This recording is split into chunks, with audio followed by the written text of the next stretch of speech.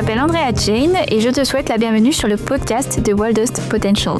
Ici, je discute de santé et de bien-être mental et physique. Je te parle également de développement personnel et de sujets un peu plus lifestyle.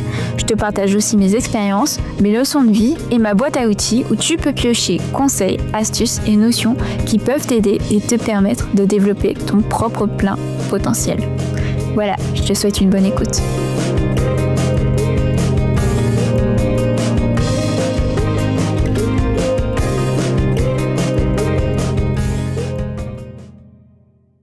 Hello, comment allez-vous? J'espère que vous allez tous et toutes très bien. Moi perso ça va, et avez-vous remarqué que le son est mieux? Oui, pour ceux qui me suivent sur Instagram, vous avez pu le voir, mais j'ai trouvé un nouveau petit micro bien sympathique, bien mignon, et qui fait un son nettement mieux que celui que j'avais auparavant. Et donc j'espère que vous allez vous rendre compte, je pense que vous allez forcément vous en rendre compte, la différence est flagrante. Mais voilà, c'était déjà une petite intro pour vous dire ça. Et ensuite, aujourd'hui, alors, ça va faire 1 an que je suis diplômée.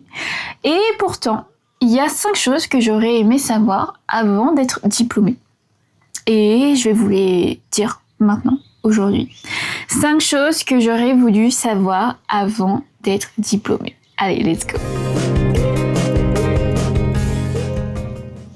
La première chose que j'aurais voulu savoir, et du coup j'espère que vous allez comprendre, c'est que personne n'a vraiment tout compris.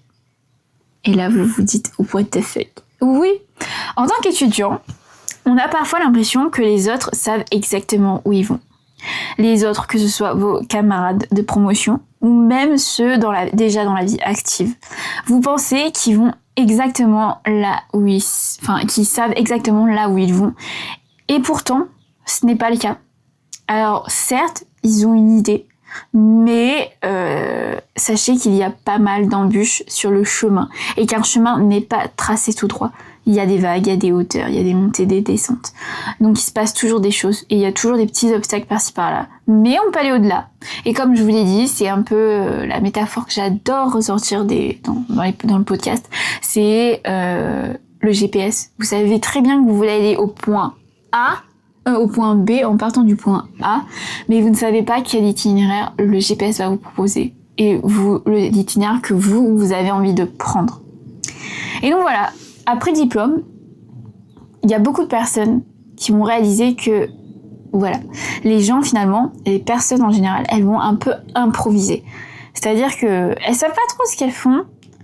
Elles savent qu'il faut aller, par exemple, à la mer, mais elles savent pas trop quel chemin prendre. Donc elles vont improviser, prendre la boussole et aller, par exemple, à l'est, si vous voulez aller en Bretagne, voir la mer bretonne. Mais elles savent pas trop quel itinéraire prendre. Elles savent les grandes villes, etc. Mais elles savent pas réellement. Bien sûr, elles vont prendre le GPS, etc. Mais voilà, elles improvisent en général. Et c'est vrai que beaucoup de personnes improvisent leur parcours professionnel. Et moi, je suis en pleine improvisation. C'est-à-dire que voilà, aujourd'hui, je suis infirmière, mais je sais que j'ai pas envie d'être infirmière toute ma vie. Donc, j'improvise. Là, aujourd'hui, je suis infirmière. J'ai mon job en tant qu'infirmière en HAD, mais j'ai aussi l'opportunité de vous créer, de prendre du temps et de vous créer un podcast. Et c'est vrai que je sais pas trop où est-ce que ce podcast me mènera, mais je le fais et j'expérimente. Et tous les professionnels de santé, tous les professionnels dans la vie au quotidien, tous les travailleurs, ils expérimentent et ils continuent d'apprendre. Et ça, j'ai envie que vous le reteniez, c'est que chaque personne qui ont eu un diplôme, etc., continue quoi qu'il arrive d'apprendre. Et ils ne se reposent pas sur leur laurier. Moi, perso, je continue d'en apprendre tous les jours avec mon métier. Mais également, depuis que j'ai mon podcast, je fais beaucoup de choses et j'ai appris énormément sur les choses qui marchaient et les choses qui ne marchaient pas. Tant bien podcast que les réseaux sociaux. Et même au-delà, en faisant une activité, par exemple l'aquarelle, t'apprends tous les jours, quand tu fais de l'aquarelle, t'en apprends tous les jours. Tu te dis, ok, ça marche, c'est une technique qui est cool, ça c'est une technique que je dois performer, vous en apprendrez tout le temps. Et le parcours, pour toutes les personnes, il est différent, pour chacun et chacune. Donc au final, on découvre que voilà, le doute, finalement, il fait partie du chemin et qu'on n'est jamais trop sûr de soi et que, quoi qu'il arrive, peu importe le chemin que l'on prend, on arrivera, quoi qu'il arrive, à une issue qui nous rend heureux. Enfin, pour moi, c'est comme ça. C'est que, même si aujourd'hui, je suis pas forcément la plus heureuse dans mon métier, je sais que les choses que j'apprends aujourd'hui, que j'acquiers aujourd'hui, les compétences et les capacités que j'acquiers aujourd'hui, m'aideront pour aller vers la meilleure version de moi-même, celle qui est finalement au point B, le point final de ma destination. Et cette destination-là, je sais que quoi qu'il arrive, j'en serai très heureuse. Et aujourd'hui, je suis pas heureuse à 100%, mais je suis contente de la situation dans laquelle je suis. C'est pas ce que je veux, mais c'est pas non plus ce que je ne veux. Enfin, c'est pas ce que je voulais, mais c'est pas non plus c'est pas non plus le pire scénario que je me suis imaginé. Vous voyez. Voilà. La deuxième leçon, la deuxième chose que j'aurais voulu savoir avant d'être diplômée, et aujourd'hui, du coup, je vous le dis, c'est qu'il ne faut pas avoir peur de votre premier travail et ne pas vous dire, et vous prendre conscience que le premier travail que vous faites, ce n'est pas forcément le bon, ok ? Le premier emploi que vous allez effectuer, c'est généralement celui qui va vous servir à découvrir le monde du travail, à comprendre ce que vous aimez et ce que vous n'aimez pas, et à développer vos compétences. Par exemple, je sais que du coup, voilà, l'HAD, c'est mon premier job. J'en suis très fière. Je suis très contente de travailler en tant qu'étudiante, en tant qu'infirmière en HAD. Mais je sais que c'est pas non plus le job de ma vie. Je sais que c'est pas celui que je vais faire toute ma vie. Et je sais être infirmière, c'est un travail que je ne ferai pas toute ma vie. Mais je découvre quand même le monde du travail grâce à mon emploi. Et je comprends du coup qu'il y a certains aspects, par exemple, d'infirmière, que j'apprécie et d'autres que je n'apprécie pas. Je sais que j'aime beaucoup travailler en collaboration, mais par contre, si ça peste de trop, si c'est une atmosphère qui est trop pesante, je veux pas. Et je vais l'écarter. Je sais pertinemment qu'en tant qu'infirmière, je ne veux pas travailler en intra-hospitalier parce que justement, l'atmosphère, elle est pesante et qu'on critique beaucoup dos à dos, alors que en extra-hospitalier, je vois pas du tout ça. En HAD, je le vois pas du tout. Et c'est d'ailleurs pour ça que j'ai aussi décidé d'aller en HAD. Je trouve que quand t'es jeune diplômé infirmier, t'arrives dans un milieu intra-hospitalier, tu entends vite les critiques. Alors que plus tu vis... Enfin, tout dépend. Mais quand t'es jeune, je trouve qu'on en entend plus que quand tu as pris de l'âge et que tu es mature. Parce que tu passes au-dessus. Sauf que quand t'es jeune, que t'as la vingtaine, je trouve que c'est dur parce que, en fait, on t'attaque émotionnellement. Et je voulais pas ça du tout, surtout que moi, émotionnellement, je deal encore avec beaucoup. Je deal beaucoup encore avec mes émotions. Donc je me suis dit, il faut que je me protège. Et mon moyen de me protéger, c'était d'aller en HAD.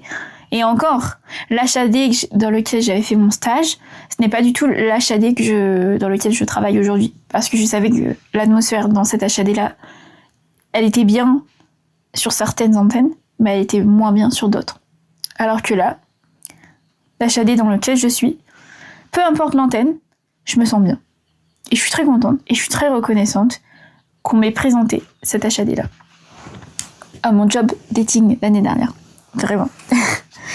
Donc voilà, beaucoup de personnes vont vite changer de poste ou se diriger vers de nouvelles études, de nouveaux horizons. Peu importe, sachez que le premier job que vous faites n'est pas forcément votre point final, mais un point de départ pour acquérir des expériences. La troisième chose que j'ai retenue la troisième chose que j'aurais voulu savoir avant d'être diplômée, c'est que les études, elles ne préparent pas du tout à la vie active. Ok, on vous donne un diplôme, vous avez des connaissances et vous avez des bases de compétences. Mais sachez que, en grande partie, l'apprentissage, l'acquisition de connaissances et de compétences se fait sur le terrain, se fait dans la vie active. Et on voit déjà énormément une transition entre, par exemple, le lycée et l'université, où finalement le lycée, vous êtes encore encadré, et l'université, les études supérieures, vous baignez en fait tout seul dans cette grande piscine, et vous essayez de survivre. Vous essayez de comprendre comment les études fonctionnent, et en fait, vous vous autodisciplinez. Sauf que déjà, vous passez ce gap-là de vous dire, ok, j'ai plus de devoirs, c'est à moi de créer mes propres devoirs, j'ai plus d'exercices, c'est à moi de créer mes propres exercices, j'ai plus d'enseignants qui m'encadrent, qui m'évaluent, c'est à moi de m'auto-évaluer et d'être performant pour pouvoir réussir mes examens. On passe déjà un certain gap du lycée à l'université. Mais alors, je vous dis, de l'université au travail, le nombre de responsabilités que vous devez prendre, l'autonomie que vous devez prendre, les responsabilités, parce qu'en général, déjà, dans la vie quotidienne, quand vous passez du lycée à l'université, vous changez de ville, mais on vous aide encore. Papa et maman, des fois, ils vous aident encore, sauf si vous avez un travail, etc. Mais en général, vous êtes étudiant, vous travaillez pas forcément, vous avez moins de temps pour travailler, surtout par exemple si vous êtes dans des études juridiques, des études de médecine, etc. Je trouve que c'est dur, hein. Ça doit être très difficile de travailler à côté des études. C'est des études qui sont prenantes. Mais en tout cas, vous avez un loyer à payer, vous avez tout ça. Et parfois, certaines personnes ont la chance du coup que papa et maman les aident à payer le loyer, ou les charges en tout cas. Sauf que quand vous passez du gap étudiant au gap adulte, où vous rentrez dans le milieu du travail, bah en fait vous créez votre propre monnaie, et finalement papa et maman se retirent tranquillement de la prise en charge du loyer, des charges, des courses alimentaires, etc. Et donc vous vous retrouvez, j'ai envie de vous dire, seul. Un peu. Et c'est dur. Alors certes, aujourd'hui j'ai la chance de vivre encore chez mes parents, de ne pas avoir de loyer à payer, ni de charges eau, électricité, gaz, etc. Mais j'ai quand même beaucoup, non, on va pas abuser, mais j'ai quand même des charges qui sont fixes, mensuelles, c'est-à-dire j'ai mon assurance pour le travail, j'ai mon assurance vie, j'ai mon assurance voiture, etc. J'ai aussi pas mal d'abonnements. Bref. J'ai quand même des charges qui sont fixes chaque mois, et c'est savoir gérer aussi du coup ses comptes. Ouais, ses comptes et son argent, ses finances en tout cas. Et tout ça, on vous y prépare pas forcément en études ou quand vous êtes jeune. Par exemple, je savais pas comment lire une fiche d'impôt. J'ai appelé ma maman, j'ai eu quelques entretiens avec ma RH, et même mes collègues m'ont appris comment lire une fiche d'impôt, une fiche de paie, et c'est comme ça qu'on apprend sur le terrain, sur le moment. Et c'est vrai que voilà, à part si vous faites des études par exemple en économie ou en RH, en ressources humaines, etc., vous savez pas forcément comment lire une fiche de paye, donc vous apprenez. C'est sûr qu'aujourd'hui, merci Internet, ça existe. Merci ChatGPT, ça existe. Mais à l'époque, comment faisaient nos parents ? Ils apprenaient tout sur le tas. Et donc les études nous apprennent pas forcément. Et ça, j'avoue que je dirais pas que je m'en veux à l'éducation nationale, mais je trouve que ok, c'est important, l'éducation civique, le patrimoine français, liberté, égalité, fraternité, tout ce genre de choses qu'on apprend quand on est en éducation civique. Mais je trouve que c'est important aussi, et ce serait important d'incorporer les choses du quotidien, les choses qu'on apprend sur le tas quand on devient grand. Les impôts, les fiches de paye, comment lire les fiches de paye, comment fonctionnent les impôts, comment fonctionne... bon, bien sûr, il faut pas sortir de Saint-Cyr pour pouvoir vous dire, ok, il y a des charges fixes mensuelles, etc. Mais ne serait-ce que gérer aussi ses monnaies, sa monnaie, ses finances, tout ça, ce sont des choses que je pense qu'on devrait apprendre à l'école, mais que malheureusement on n'apprend pas si on n'est pas dans des études exprès, ou même en étant dans des études comme ça. C'est qu'à ce moment-là qu'on les apprend. Et seulement si on fait ses études. Par exemple des finances, les ressources humaines, etc. Et en grande partie du coup, tout ce qu'on apprend finalement, c'est sur le terrain, de par nos collègues, de par nos expériences et de par nos erreurs. Et en vrai, c'est normal. Moi, je sais qu'il y a pas mal de choses niveau infirmier, protocole, etc., que j'ai appris sur le tas, que j'ai appris sur le terrain. Et il a fallu que je pose des questions, il a fallu que j'expérimente plusieurs fois l'acte pour pouvoir être confiante dans ce que je faisais. Et même encore la semaine dernière, j'ai fait des erreurs et c'est pas grave, c'est ok et c'est normal.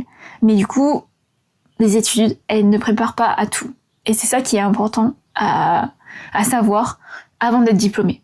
Et je sais que ça va être la période de la diplomation où pas mal de personnes vont être diplômées du master, du bachelor ou même du baccalauréat. Sachez, voilà, quand vous passez votre bac, vous avez l'impression de connaître la vie et au final, vous arrivez dans les études supérieures et vous vous rendez compte que vous ne connaissez pas la vie. Et quand vous venez d'avoir votre bachelor et que vous allez travailler, ou votre master, et que vous allez travailler dans 1 mois, 2 mois, 3 mois, vous vous rendez compte qu'il y a un énorme gap quand même. Et que tout ça, on ne vous prépare pas mentalement à cette transition. Et je trouve ça un peu dommage. Mais du coup, je préfère vous prévenir avant. Voilà.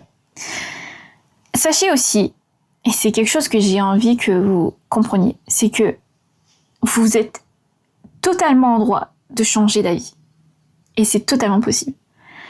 On peut penser avoir trouvé sa voie, on peut penser avoir trouvé le bon job, on peut penser avoir trouvé, avoir réussi ses études et vous dire c'est les études qui étaient faites pour moi. Et au final, vous pouvez réaliser 1 an, 2 ans, 10 ans plus tard qu'en fait, ces études-là, c'était ok, mais que c'était pas ce que vous vouliez faire. Et vous réalisez que vous vouliez autre chose, une autre spécialité, d'autres études, d'autres jobs, un autre environnement, un autre rythme de vie. Et c'est normal, et c'est ok de changer de direction. Ça ne veut pas dire que c'est un échec, ça veut juste dire que vous évoluez dans le temps. Moi, je sais que je voulais faire médecine quand j'ai quitté les bancs du lycée. Je suis arrivée en médecine, j'ai pas réussi ma première année, et j'étais butée quand je suis rentrée en école infirmière à l'idée qu'après ma 3e année, je retournerai en médecine, je retenterai médecine. Et au final, oui, je l'ai fait, parce que je me suis toujours promise de le faire sur mes 3 dernières années, mais au final, j'ai pas eu médecine, et je suis pas morte. Et je suis pas plus triste que j'aurais cru l'être il y a 4 ans quand finalement j'ai pas réussi médecine et que je pleurais, que j'étais pas bien, etc. Au final, je suis quand même heureuse de tout le parcours que j'ai vécu. Et aussi, à la fin de ma 3e année, je me suis rendu compte que voilà, je voulais pas faire infirmière toute ma vie. Et je me suis toujours dit que je ferais médecine et au final je fais pas médecine. Mais je me suis jamais dit je ferais infirmière. Et aujourd'hui je suis infirmière, mais je sais que c'est pas ce que je veux faire toute ma vie. Et je l'ai réalisé en 3e année. Et aujourd'hui, plus je suis infirmière et plus je réalise aussi que c'est pas forcément ce que je veux faire. Mais aujourd'hui, je suis confortable dans la situation dans laquelle je suis et je cherche, du coup, j'explore tout en étant confortable dans ma situation. Je cherche quelle spécialité, quel domaine me plaît. Et là, c'est vrai que le podcast, ça me plaît énormément. Et si j'ai la chance de pouvoir continuer et que ça a la chance d'être à la hauteur de ce que j'envisage, je serai très heureuse. Mais je sais aussi que j'ai envie de faire d'autres études et peut-être de me spécialiser plus en psychologie ou en santé publique. Et dans ce cas-là, je cherche des nouveaux masters, des nouveaux diplômes. Et je sais aussi que je suis avec mon copain à ce jour qui vit en Hollande et qui va peut-être retourner en Norvège. Donc, je sais aussi pertinemment que je ferai pas mes études en France. Parce que, ok, j'ai envie de suivre mon copain, mais aussi parce que j'ai envie de construire une vie perso avec lui, une vie de couple avec lui. Donc, voilà, c'est sûr que je dépends un peu de lui, je vais être honnête, hein, mais c'est aussi parce que j'ai envie de me créer ma propre vie. Ma vie de couple, mais également, je sais aussi que grâce à lui, en tout cas, j'ai la capacité de pouvoir voyager, de pouvoir aller dans d'autres environnements. Et aussi, parce que j'ai effectué mon stage en Irlande, je me suis rendu compte que j'étais capable aussi de m'adapter à n'importe quelle nationalité, n'importe quel pays, et que j'étais hyper à l'aise en anglais. Donc, pertinemment, je sais que je peux aller vivre dans un pays dont le français n'est pas la première langue et que je serai capable de m'adapter et au rythme de la vie là-bas et au nouvel environnement et que je serai capable de vivre tout court. Et toutes les expériences que j'ai vécues dans des études d'infirmière, être infirmière, mon année en médecine, je sais que c'est surtout la médecine, ce n'est pas un échec. C'est une expérience qui m'a fait énormément grandir et qui m'a fait comprendre vers où et les objectifs que je voulais. Et aujourd'hui, c'est vrai que ces objectifs ne sont plus forcément les objectifs que je voulais il y a quelques années, mais ça m'a permis d'évoluer et d'être la personne que je suis aujourd'hui. Et donc voilà, je sais que pertinemment, être infirmière, c'est pas ce que je veux faire toute ma vie. J'ai obtenu mon diplôme, mais je sais que je suis capable et que j'ai le droit et que j'ai le choix de choisir d'aller vers là où je veux et que j'ai le droit de changer d'avis, de changer de parcours, de changer de domaine. Et peut-être qui sait que dans 10 ans, je voudrais plus du tout être dans la santé, mais je voudrais être écrivaine. Sait-on jamais, hein. Mais voilà, je sais que du coup, je suis pas obligée de me fixer à un seul domaine toute ma vie. Je le sais pertinemment. Et d'ailleurs, même ma cadre, ma manager, ma responsable en tout cas, je sais pas trop quel terme vous utilisez, elle sait pertinemment que je ne veux pas faire infirmière toute ma vie. Elle le sait et elle me pousse du coup à découvrir ce que j'ai envie de faire. Et du coup, typiquement, la semaine dernière, je lui ai dit, écoutez, je vais pas dire son nom, mais admettons qu'elle s'appelle Léa. Léa, s'il vous plaît, j'aimerais beaucoup aller vers la diététicienne, vers l'infirmière d'éducation thérapeutique pour voir si est-ce que ce sont des choses qui me plaisent et pour découvrir aussi un nouvel aspect du métier et peut-être découvrir aussi un domaine qui me passionne. Elle m'a dit ok, pas de souci. L'entreprise dans laquelle je suis, c'est fait pour ça, c'est fait pour grandir. On est fait pour évoluer aussi en tant qu'humain. Donc on n'est pas fait... pour moi, on n'est pas fait pour rester à la même place et dans le même domaine toute sa vie. Pour moi, on découvre forcément 2 ou 3 domaines avant de tomber dans celui qui est le bon. Enfin bref, voilà. Quand je dis domaine, peut-être métier plutôt, parce que en soi, le domaine, vous pouvez rester dans le domaine de la santé. Moi, je sais que je vais rester dans le domaine de la santé, vous voyez. Mais j'ai envie peut-être d'aller plus vers un aspect psychologique et promotion de la santé, prévention. Je pense que ça pourrait me plaire. Je dis bien je pense parce que je suis pas sûre, parce que peut-être que quand je vais faire de la promotion de la santé publique ou de la prévention, finalement je vais me dire en fait c'est pas du tout ce que je veux. Mais là à ce jour je me dis que c'est peut-être ce que j'ai envie de faire, donc je vais me diriger vers là-bas, vers l'éducation thérapeutique, la prévention et la promotion de la santé. Et on verra.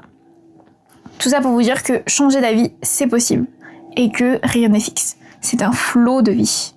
C'est un flot. La vie est un flot et vous devez suivre le mouvement, ok ? Et la dernière chose que j'aurais voulu savoir, c'est que le plus important, et c'est le plus important, je pense, c'est que avec le temps, beaucoup de personnes, qui soient jeunes ou pas, mais en général, beaucoup de jeunes réalisent que ce qui compte vraiment, ce n'est pas seulement le salaire, la monnaie, ni le statut, ni le titre que vous avez, la renommée, mais plutôt le sens du travail et l'impact que vous avez sur les autres et le bien-être que vous avez, vous, au quotidien, votre bien-être et vos valeurs personnelles.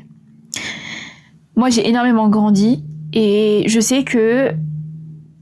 su pertinemment que je ne voulais plus aller en hôpital parce que l'atmosphère à l'hôpital n'est pas du tout, les valeurs à l'hôpital ne sont pas du tout celles que je prône avec mes collègues, avec des patients. Je vous l'ai déjà répété, mais moi, prendre soin de quelqu'un, c'est vraiment prendre mon temps avec lui. Et à l'hôpital, j'ai su, quand j'étais en chirurgie cardiaque, que ce n'était plus du tout ce que je voulais, ce n'était plus du tout dans mes valeurs. Et à l'inverse, quand j'ai fait ma journée d'immersion en HAD dans lequel je travaille aujourd'hui, j'ai compris finalement que je suis désolée, il y a une mouche qui vient d'arriver dans ma chambre, donc je suis perturbée. Je vais couper au montage, mais ça me saoule. Ok, c'est bon. Donc je disais que voilà, les valeurs qui sont à l'hôpital, celle de par exemple prendre soin d'un patient pendant 5 minutes alors que tu pourrais prendre 15 minutes, 20 minutes à la maison. Ce n'est pas du tout ce que je veux. L'exemple typique, c'est que vous avez une demi-heure pour donner des traitements à vos patients. Et ben vous allez prendre, allez, si admettons que c'est genre un service de 20 patients, vous avez une demi-heure pour prendre en charge votre patient, vous avez presque 1 minute 30 seulement pour être avec le patient, lui donner ses traitements et bye bye, ciao. Alors qu'en HAD, ok, vous avez une demi-heure et c'est une demi-heure que vous prenez avec un patient. Certes, le nombre de patients que vous voyez au jour n'est pas du tout le même nombre que vous voyez en intra-hospitalier, mais j'ai envie de vous dire c'est quasi la même chose. Aujourd'hui, je peux avoir des journées où je vois 10 patients, mais parmi ces 10 patients-là, je vais y rester quand même un bon 3/4 d'heure, je dirais en moyenne. Oh, une bonne demi-heure en moyenne. Mais c'est une demi-heure qui est consacrée aux patients. Malgré la route, j'ai quand même une demi-heure qui est consacrée aux patients. Et parfois, je peux avoir un quart d'heure, 20 minutes, voire 1 heure de route, et je sais pertinemment que j'aurai quand même 20 minutes, une demi-heure dédiée aux patients. Et ça fait partie des valeurs que je prône dans mon travail. Et vous allez voir que plus vous allez travailler, plus vous allez acquérir des expériences, de l'expérience plutôt, des compétences, plus vous allez savoir ce que vous voulez et ce que vous ne voulez pas. Et c'est normal que du coup, vous ayez envie de changer par exemple de travail, d'entreprise ou de domaine, parce que finalement, ça ne vous correspond plus du tout. Et ça ne correspond plus à la personne que vous étiez il y a 10 ans. Et la personne que vous êtes aujourd'hui, vous allez vous rendre compte que ce n'est pas du tout la même personne que vous serez dans 10 ans. Voire même dans 6 mois. Vous vous rendez compte qu'en l'espace de 6 mois, vous évoluez. Genre moi, je sais qu'il y a 6 mois, j'étais encore un peu en galère au niveau de mes tournées. Je faisais beaucoup d'heures sup. Et au final, aujourd'hui, je fais très peu d'heures sup. Et j'en déclare peu, voire moins qu'avant. En tout cas, vous allez découvrir que finalement, le salaire, c'est pas la chose la plus importante. Et c'est vrai que moi, aujourd'hui, je suis hyper confortable financièrement. Je gagne bien ma vie, j'ai envie de vous dire, pour quelqu'un qui vient d'être diplômé il y a 1 an. Je suis super contente, super satisfaite de mon salaire. C'est vrai que parfois, c'est un peu compliqué, parfois c'est dur, mais ça arrive peut-être une fois tous les 2 mois. Et à ces périodes-là, je me remets beaucoup en question. Sauf que je me rends compte qu'en fait, je me sens beaucoup mieux en étant en HAD, avec une bonne paye, mais parfois des journées très dures, des journées à rallonge, plutôt qu'en étant à l'hôpital, avec des journées qui sont plus ou moins courtes, mais en tout cas avec des horaires fixes, une patientèle minime, et certes, voilà, il y a ça, mais je sais aussi que l'environnement n'est pas fait pour moi. C'est un peu compliqué, je perds un petit peu ce que j'étais en train de raconter, mais bref. Tout ça pour vous dire que voilà, le plus important, c'est pas le salaire, c'est pas le statut, la reconnaissance, qui vous êtes au sein du travail, mais plutôt ce que vous ressentez et l'impact que vous avez envers les autres. Et si bien sûr, ce sont les valeurs que vous prônez. Voilà.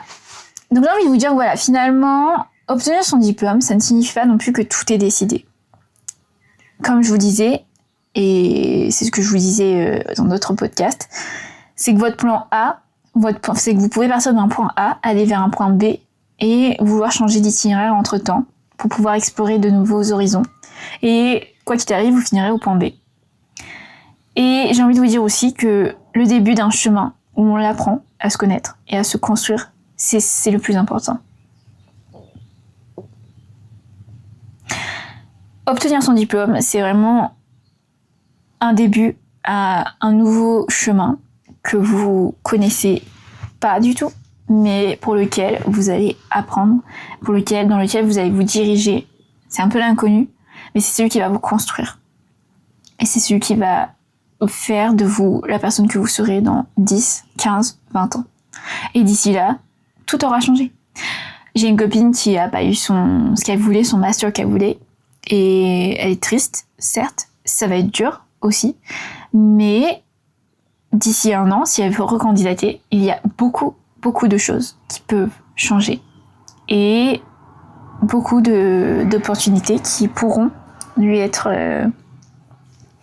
qui pourront lui être accordées. Et moi, je lui ai dit qu'il faut juste qu'elle saisisse les opportunités qui lui attirent le plus, ou toutes, s'il y a besoin, s'il faut. Et elle se rendra compte que parmi ces opportunités-là, elle aura d'autres portes ouvertes. Et peut-être que finalement, le master dans lequel elle a été refusée aujourd'hui, elle n'y candidatera plus l'année prochaine, puisqu'elle aura trouvé autre chose, et quelque chose de peut-être mieux que ce master. Ou à l'inverse, peut-être que le master qu'elle a candidaté aujourd'hui, elle s'y est fait refusée parce qu'elle était peut-être pas prête, parce qu'elle était elle avait peut-être besoin encore d'expérience. Et l'année prochaine, quand elle y recandidatera, elle le réussira, elle l'aura, et elle se rendra compte que toutes les expériences qu'elle aura vécues pendant 1 an, ce sont des expériences qui lui auront permis d'obtenir ce master et quelque part de peut-être réussir à être diplômée de ce master d'ici 2 ou 3 ans.